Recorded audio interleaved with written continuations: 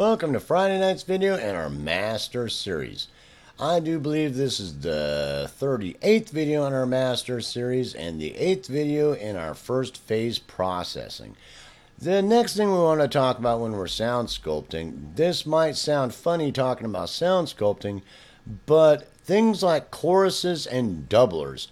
I should have talked about this before the last video when we talked about samples, fusion, and synth fusion, but chorus and doublers are huge sculpting effects. That this basically is, the way you have to look at it is that for the sound sculpting effect of it is you're not looking for a chorus effect or a doubling effect or anything like that. What you're looking for is you're trying to sculpt the sound. And the concept of this is that, okay, let's say that you have a vocal that goes, something simple like that. Now, if you put a chorus effect on there or a doubling effect of the voice or something like that, ever so slightly, what it does, it can double that in a higher range or a lower range with some type of doubler. It can actually double it, that gives it some spatialization effect, or the chorus effect to where it's actually making it sound wider.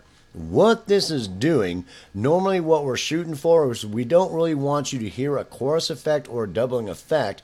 The effect is what we're doing is we're adding harmonic content. So it's the same concept as the first video in sound sculpting, that what this is going to do is add very slight added harmonic content, which is going to make it sound richer.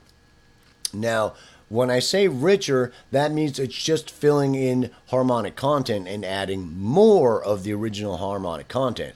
You have to be real careful with this application in sound sculpting because it can very rapidly muddy the sound and it can very rapidly cause the chorus doubling effect that you're not looking for. In the next step, we'll talk about adding effects, but we're not really trying to add the effect of chorus or doubler.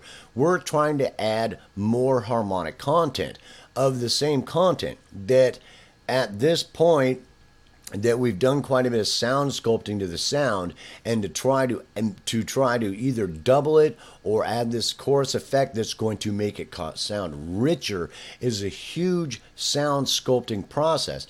Because if you go on to like a chorus here and you go, there's no LFO thing going on here. I'm not messing with the stereo width or anything like that. But what you can, because that can also be a sculpting effect, but we'll get that more into that in effects, and later on we're doing spatialization. So for now, we're basically, the only thing we're wanting to fuss with for the most part is you've got a chorus effect or some plugin that'll add a chorus effect. And either adding at some millisecond delay on it, finding the multiples. We'll talk about that when we start doing spatialization. That this right here will make much more sense to you. But adding it at some amount and adding it just so very slightly, A being it off and on, A being it off and on, to where it's just adding richness to the sound. And when it starts sounding like it's chorus or something like that, back off. Back off. You don't want the chorus effect. That we're not trying to add effects right now. Later on we will. We're trying to add richness to it.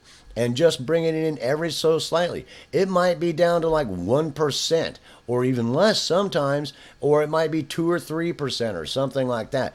And it just starts adding this richness, because what it's doing is it's adding harmonic content. And most of the time, if you're dealing with a chorus or a doubler, that it's not adding conflicting harmonic content. It's adding harmonic content that's already in the sound, that's adding to make it sound more full. It's just like if you have a cello and you have, instead of one cello in a symphony, you have 5 cellos. Does that make sense? Now that's a chorus of cellos or doubling of the cellos, and it's real obvious there's more than one cello. But using it ever so slightly, it's like having one cello, and then it's like having 2 or 3 cellos behind it that are almost imperceivable, but they're there, adding richness and body to the cello that you're working on. So you putting this on a vocal or a guitar or anything else, it's almost having that happening, that you have this out front cello, but you don't want anybody to think there's like two or three cellos, so you're adding this in there just slightly, that's, adding that same harmonic content again that won't be conflicting, that may be at a little bit of a delay or something like that, just imperceivable, that's adding richness to that cello, so it doesn't sound like it's more than one cello or a chorus of cello or a doubling of cellos. All it sounds is like it's a really rich sounding cello, a really fully textured sounding cello, because you're adding all this harmonic content in there. So it's just like the concept is it's very difficult to really describe it without really getting into the science of what it's doing, of the concept of what it will do to your sound, of adding just richness. So it's big. It's one of those things, like most things I talk about, that you have to experiment with. So you've got this vocal going on here, and you just start adding it in there. You've got your delays set. At some point we'll talk about delays later on, and you just start bringing it in where it's zero, bring it in maybe 1 or 2%, bypass it, bring it up some, or wherever you might be, until it starts adding body and texture, because you're not really wanting anybody to think you're adding chorus. And the same thing goes with doublers. This one actually causes chorus or doubler, so you want to add 2 or 3 voices onto there, but just ever so slightly, so it just sounds like, wow, that one violin or this vocal sounds like, that it just sounds full. I don't hear another vocalist or another violin behind there, but it's just rich. It sounds really rich. Like, I can't perceive chorus or doubler back there, but it's just ever so slightly to where you'll never really perceive it. That's why I say most of the time in a lot of these sound sculpting things that you turn it up until you can hear it. Yep, I hear doubling of voices. Back off then. Then back off a little bit. And then you say, well, I can still hear like a little bit of doubling of voices. Back off some more. Keep backing off till it's like, and you can A-B it back and forth to it's very imperceivable. All these sound sculpting things we do, all of it adds up. You're adding all this little teeny stuff to the soup until the soup is just, yeah, dude. You know what I'm saying? And that's the concept.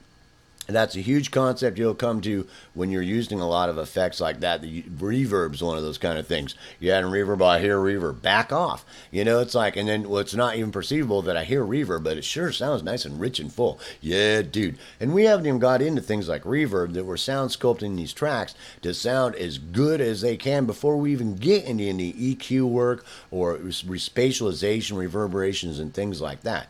And that goes with the chorus or the doubler.